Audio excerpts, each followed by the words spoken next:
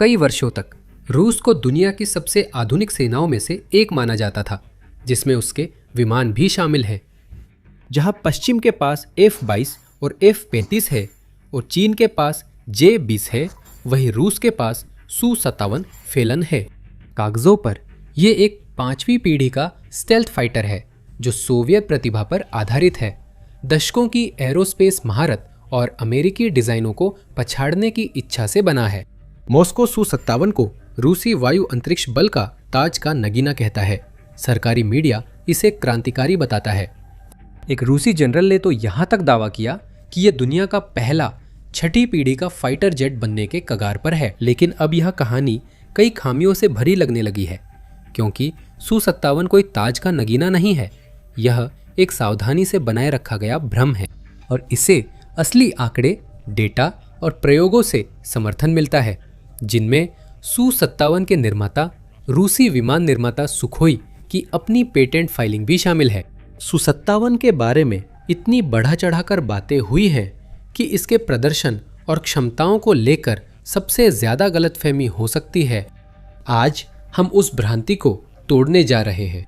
लेकिन इससे पहले कि हम आंकड़ों में जाएं, चलिए पहले यह समझ लेते हैं कि असल में 5वीं पीढ़ी का फाइटर क्या होता है और उससे भी ज्यादा जरूरी, यह पहले के फाइटर जेट से कैसे अलग है। यह जानने के लिए कि Su-57 कितना पिछड़ता है, पहले समझना होगा कि उसे किस मानक पर आंका जाता है। चौथी पीढ़ी के फाइटर जेट्स में F-15, F-16, MiG-29 और Su-27 जैसे विमान आते हैं। ये शीत युद्ध काल की विमानन सोच की पराकाष्ठा है जो 1960-70 के दशक में डिजाइन हुई थी।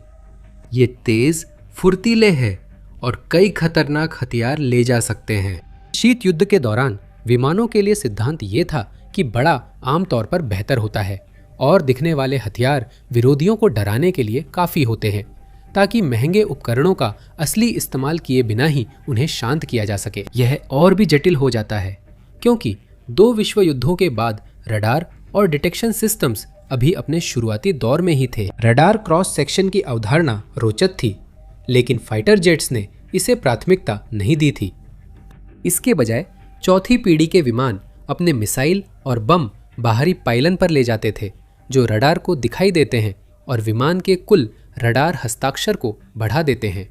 रडार सिस्टम अलग सिद्धांतों पर आधारित थे। शायद उस समय बेहतर तकनीक की जानकारी नहीं थी। तो एक चौथी पीढ़ी का रडार जब बाहर की ओर सिग्नल भेजता है तो वह सही उपकरण रखने वाले किसी भी व्यक्ति को अपनी खुद की लोकेशन भी बता देता है। इन विमानों को बेहतर एवियोनिक्स, डिजिटल सिस्टम और नए रडार से अपग्रेड किया जा सकता है, लेकिन इन्हें स्टेल्थ के लिए फिर से डिज़ाइन नहीं किया जा सकता क्योंकि एयर फ्रेम में शुरू से ही स्टेल्थ नहीं था। यह है चौथी पीढ़ी की एविएशन की सीमा। आप बड़े दरवाजे को रडार अवशोषक रंग से पेंट कर सकते हैं, लेकिन वो बड़ा दरवाजा ही रहेगा। अब 5वीं पीढ़ी ने स्टेल्थ का खेल बदल दिया है। सबसे पहले बहुत कम radar cross section air frame की बनावट और मटेरियल से डिजाइन के शुरुआती चरण में ही हासिल किया जाता है। हवाई जहाज को पहले ब्लूप्रिंट बनाते समय से ही रडार पर लगभग अदृश्य दिखना चाहिए। दूसरी बात, ज्यादातर विमानों में आंतरिक हथियार कक्ष होते हैं ताकि जब विमान असल में मिसाइलें और बम लेकर युद्ध में जाता है तब भी उसकी कम रडार हस्ताक्षर बनी रहे। तीसरी बात, एक उन्नत AESA रडार है जो लो प्रोबेबिलिटी ऑफ इंटरसेप्ट मोड में कम उत्सर्जन के साथ दुश्मन को पहचान सकता है। ये तेजी से फ्रीक्वेंसी बदलकर छोटे सिग्नल भेजता है जिन्हें पकड़ना और ट्रैक करना मुश्किल होता है। चौथी और शायद सबसे अहम बात है सेंसर फ्यूजन का सिद्धांत, यानी विमान के अंदर बाहर कई सेंसरों से डेटा इकट्ठा करने की क्षमता। पायलट को युद्ध क्षेत्र की एकीकृत, स्पष्ट और समग्र तस्वीर दिखाना ताकि उसे करीब आधा दर्जन अलग अलग डिस्प्ले की जानकारी जोड़ने की जरूरत ना पड़े। 5वीं पीढ़ी के विमान अकेले काम के लिए नहीं बने थे। उनकी नेट सेंट्रिक क्षमताओं से वे आपस में टारगेटिंग डेटा साझा कर सकते हैं, अन्य प्लेटफॉर्मों से अपडेट ले सकते हैं और बेड़े के विमानों के लिए संचार और कमांड नोड के रूप में काम कर सकते हैं। ये 5 स्तंभ manoeuvrability, speed, awareness, advanced stealth और कनेक्टिविटी संक्षेप में बताते हैं कि जब 5वीं पीढ़ी के विमान पेश किए गए तो तो उन्होंने इतनी हलचल क्यों मचा दी थी? अधिकांश मामलों में F-22 और F-35 को इन स्तंभों का समर्थन करने के लिए डिजाइन किया गया था। लेकिन रूस का Su-57 वास्तव में उन अधिकांश आवश्यकताओं को पूरा नहीं करता जो इसे 5वीं पीढ़ी का विमान कहलाने के योग्य बनाती है। और तो और उससे भी आगे की बात तो छोड़ ही दीजिए। इसे साबित करने के लिए चलिए स्टेल्थ से शुरू करते हैं, जो आधुनिक फाइटर और मल्टीपर्पज जेट्स की मुख्य विशेषता है। यही से Su-57 के इर्द गिर्द बनी कहानी बिखरने लगती है। हमें पश्चिमी खुफिया या नाटो के आकलनों पर निर्भर नहीं रहना चाहिए। हम सुखोई के शब्दों का उपयोग कर सकते हैं। सुखोई डिजाइन ब्यूरो द्वारा खुद दायर किए गए पेटेंट दस्तावेजों में Su-55 के सामने वाले रडार क्रॉस सेक्शन को 0.1 से 1 वर्ग मीटर के बीच बताया गया है। एविएशन गीक क्लब ने बताया कि इन संख्याओं का व्यवहार में क्या मतलब है। कुछ विमानन विशेषज्ञों का दावा है कि RCS रेंज एक साफ FA-18 सुपर हॉर्नेट या टॉमहॉक क्रूज मिसाइल के बराबर है। इन प्लेटफॉर्म्स को स्टेल्थ एयरक्राफ्ट नहीं बताया गया। बोइंग ने सुपर हॉर्नेट को 5वीं पीढ़ी का स्टेल्थ फाइटर नहीं कहा। फिर भी रूस का दावा है कि उसके इस रत्न की रडार सिग्नेचर इतनी ही है। अब इसकी तुलना F-35 से करें। F-35 लाइटनिंग 2 का फ्रंटल रडार क्रॉस सेक्शन लगभग 0.001 से 0.005 वर्ग मीटर है, जो लगभग एक गोल्फ बॉल के आकार के बराबर है। Su-57 के अपने पेटेंट के अनुसार इसकी सिग्नेचर F-35 से 1000 गुना तक बड़ी है। एक पल के लिए इस अंतर का पैमाना महसूस करें। एक असली मुकाबले में F-35 का रडार Su-57 को उस दूरी से 6 से 10 गुना ज्यादा दूर से पकड़ सकता है, जितनी दूरी से Su-57 F-35 को पकड़ सकता है। हवाई मुकाबले में जो दुश्मन को पहले देखता है वही मुकाबले पर काबू पाता है। F-35 के मुकाबले Su-57 लगभग बिना देखे ही उस लड़ाई में जाता है जिसे शायद उसे पता भी न चले कि शुरू हो चुकी है। अभ्यास भी इसकी पुष्टि करते हैं। अमेरिकी वायुसेना ने रेड फ्लैग 17 नामक प्रमुख युद्ध प्रशिक्षण अभ्यास किया, जिसमें उन्नत सिमुलेटेड विरोधियों से मुकाबला हुआ। इन अभ्यासों में F-35 ने इवेक्स और सतह से हवा में मिसाइल समर्थन वाले 4थी पीढ़ी के लड़ाकू विमानों के खिलाफ 20-1 का किल रेशियो दर्ज किया। एविएशन गीक क्लब इससे एक कदम आगे बढ़कर सुझाव देता है कि F-35 ने उन प्रणालियों के खिलाफ जो Su-57 के सबसे करीब हैं 28-1 का किल रेशियो हासिल किया है। ये बहुत बड़ी कमजोरी है जब आपके सबसे उन्नत 28 लड़ाकू विमानों को सिर्फ एक अमेरिकी समकक्ष को मार गिराने के लिए लगाना पड़े। फिर विमान के इंजन को लेकर भी एक संभावित समस्या है। Su-57 जेट वर्तमान में Saturn AL-41 F1 after burning turbofan engine का उपयोग करता है, जो मूल रूप से Su-35 से लिया गया है और कभी भी इस डिजाइन के लिए समाधान के रूप में नहीं बनाया गया था। इसका जो असली पावर प्लांट होना था, यानी इज़राइली 30 या AL-51 F1, उसे असली 5वीं पीढ़ी के प्रदर्शन की विशेषताएं देनी थी, जैसे कम इंफ्रारेड सिग्नेचर, बेहतर ईंधन दक्षता ताकि लगातार सुपर क्रूज किया जा सके और उन स्पीड्स पर असली मैन्यूवरिंग के लिए ज़रूरी थ्रस्ट मार्जिन मिल सके। वो इंजन 1 दशक से भी ज़्यादा समय से विकास में है और कई बार देरी होने के बाद ही 2017 के अंत में फ्लाइट टेस्टिंग में आया। रूस के पास अभी भी फ्लीट चलाने के लिए 5वीं पीढ़ी के उपयुक्त इंजन तकनीकी रूप से नहीं है, क्योंकि ये बड़े पैमाने पर उत्पादन में नहीं है। एविएशन एक्सपर्ट वैलेरी रोमानेंको ने the new voice of Ukraine से बात करते हुए Su-57 की कमांड और कंट्रोल सिस्टम्स के साथ इंटीग्रेशन में एक और बड़ी कमी की पहचान की और कहा कि यह पश्चिमी 5वीं पीढ़ी के प्लेटफॉर्म्स के स्तर के आसपास भी नहीं है। F-35 मूल रूप से एक उड़ता हुआ सेंसर नोड है जो लगातार युद्ध क्षेत्र में डेटा साझा करता है और रियल टाइम में अन्य विमानों, जहाज़ों और ज़मीनी बलों को टारगेटिंग जानकारी देता है। Su-57 की नेट सेंट्रिक क्षमताएं उस स्तर से काफ़ी पीछे हैं। लेकिन इस विमान की समस्या सिर्फ स्टेल्थ डिज़ाइन, कनेक्टिविटी या इंजन तक सीमित नहीं है। जैसा कि पता चलता है, Su-57 शायद इतनी स्टेल्थी है कि पश्चिमी मीडिया को ये रूसी एयर बेसों में कहीं भी दिखाई नहीं देती और इसका कारण काफ़ी सरल है। असल में शुरू से ही इतने Su-57 है ही नहीं। रूस के लिए हालात कितने खराब हैं, इसे समझने के लिए आपको सिर्फ एक आंकड़ा याद रखना होगा। लॉकहीड मार्टिन ने अकेले ही 2025 में 191 F-35 विमान डिलीवर किए, सभी पश्चिमी फाइटर प्रोग्रामों को गिनते हुए, जिनमें F-35, F-16, F-15, X Rafale, Typhoon या ग्रिपेन शामिल है। नाटो में इनका संयुक्त वार्षिक उत्पादन करीब 290 विमानों के आसपास है। लेकिन रूस का पूरा फाइटर विमान बनाने वाला औद्योगिक आधार 2025 में सिर्फ 33 विमान ही डिलीवर कर पाया, और इस संख्या में सभी प्रकार के विमान शामिल है, जैसे Su-34, Su-35, Su-57 और Su-30। रोस्टेक के अपने सीईओ ने 2025 को एक रिकॉर्ड वर्ष बताया, तो रिकॉर्ड तोड़ उत्पादन भी सालाना सिर्फ 30 से थोड़े ज्यादा फाइटर विमानों का ही है। रूस के सैन्य औद्योगिक ढांचे में फैली संरचनात्मक और बुनियादी समस्याओं को समझने पर ये आसानी से समझा जा सकता है। उदाहरण के लिए, रूस के सुदूर पूर्व में स्थित कोम्सोमोल्स्क नामुराय संयंत्र एक साथ ही Su-35 और Su-57 दोनों का उत्पादन करने के लिए जिम्मेदार है। इसका अर्थ है कि फैक्ट्री की सीमित क्षमता दोनों कार्यक्रमों में बंटती है, जो एक ही फ्लोर, श्रमिक और सप्लाई चेन के लिए प्रतिस्पर्धा करते हैं। उस फैक्ट्री का आधुनिकीकरण करने में करीब 1 अरब यूरो, 1.1 अरब डॉलर खर्च होंगे, वो भी 5 साल में। रूस ये खर्च उठाने में इच्छुक नहीं है, खासकर जब वह पिछले 4 साल से यूक्रेन में युद्ध में फंसा है। यहाँ तक कि अगर रूस आधुनिकीकरण के लिए फंड भी देता है, तो भी यह स्पष्ट नहीं है कि उत्पादन कब और कितनी मात्रा में तेज किया जा सकेगा। विमान निर्माण में मानव संसाधन की कमी बड़ी समस्या है। रूस भी इसकी सार्वजनिक शिकायत कर चुका है।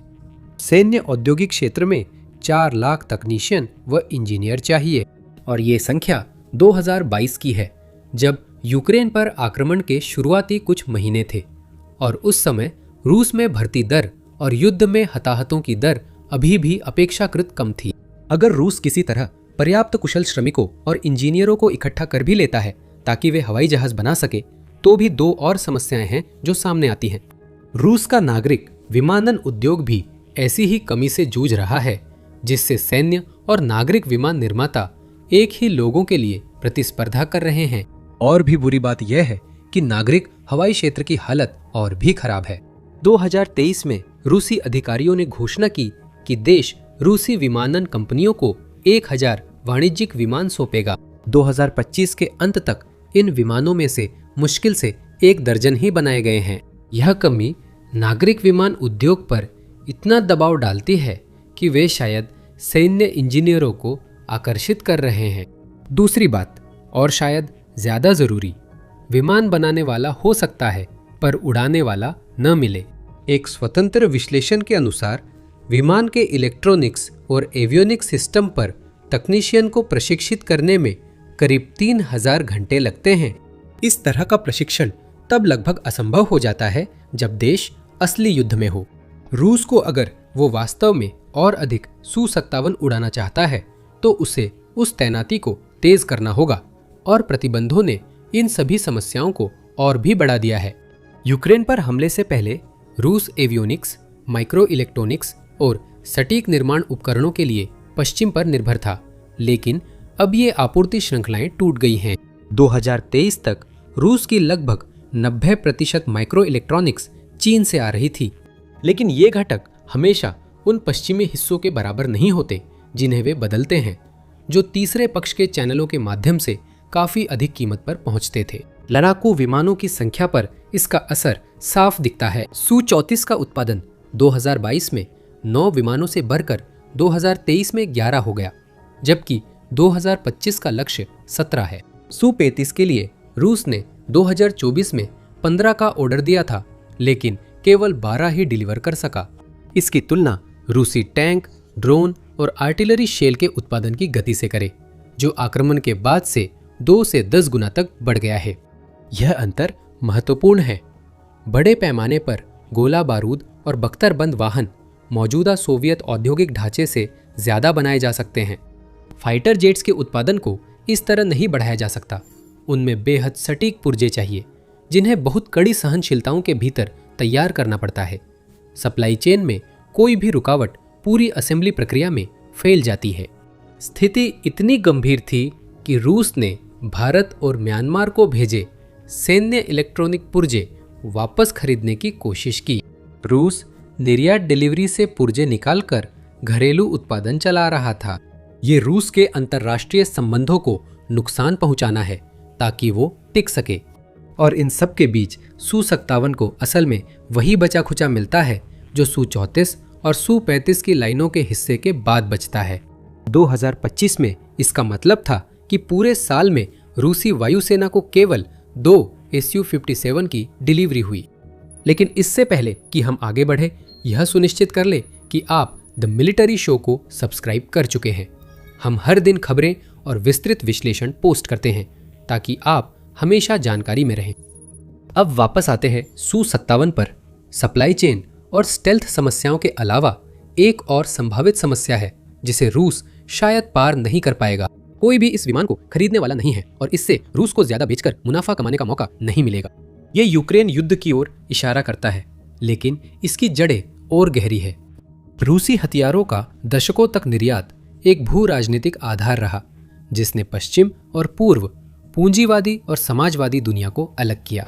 भारत, मिस्र, अल्जीरिया व वियतनाम ने अपनी पूरी वायुसेना रूसी उपकरणों पर आधारित बनाई।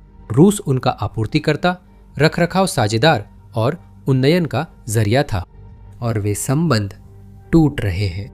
Stockholm International Peace Research Institute के अनुसार 2014 से 2018 और 2019 से 2023 के 5 साल की अवधि के बीच रूसी हथियारों का निर्यात 53% गिर गया।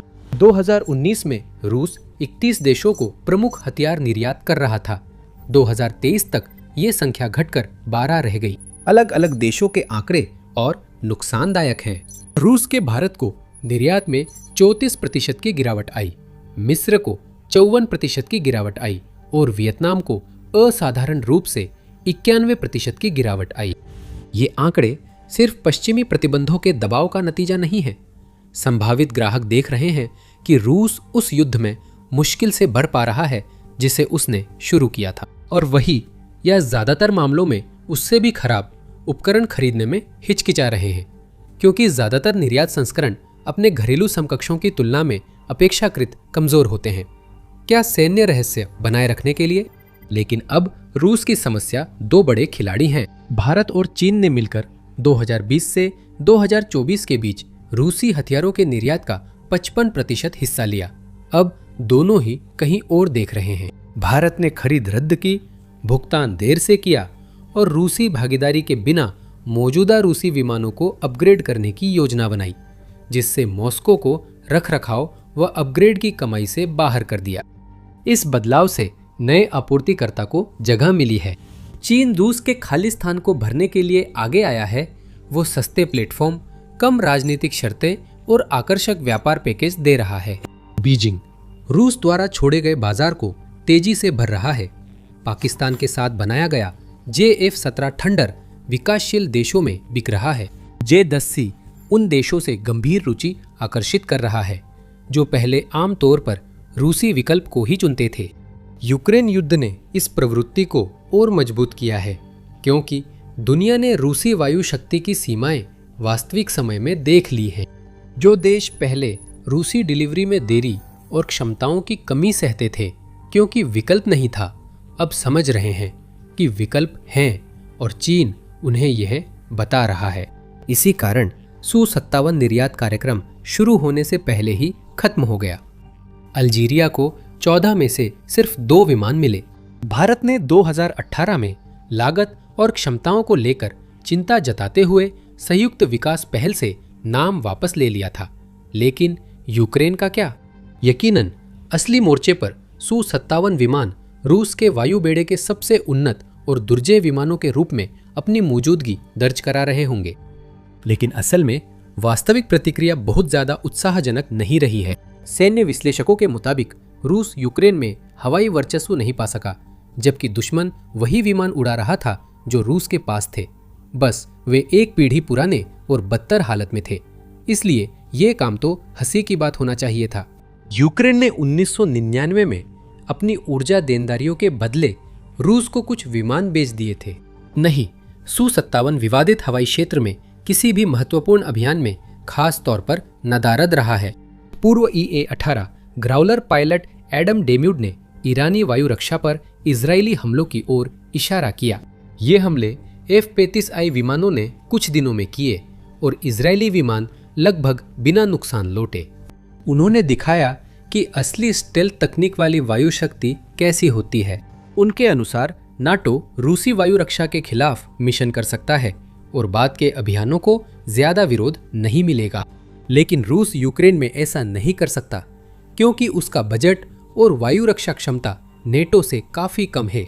उसका कथित 5वीं पीढ़ी का प्रमुख विमान युद्ध में ज्यादातर रूसी हवाई क्षेत्र से ही क्रूज मिसाइल और ग्लाइड बम दागता रहा, न कि फ्रंट लाइन के ऊपर लड़ाई करता। इस बीच मॉस्को लगातार कहानी घुमा रहा है। यूएससी, रूस की सरकारी विमानन एजेंसी और TASS ने रिपोर्ट किया कि एक उन्नत Su-57 दुनिया का पहला 6ठी पीढ़ी का सेवा में आने वाला विमान बन सकता है।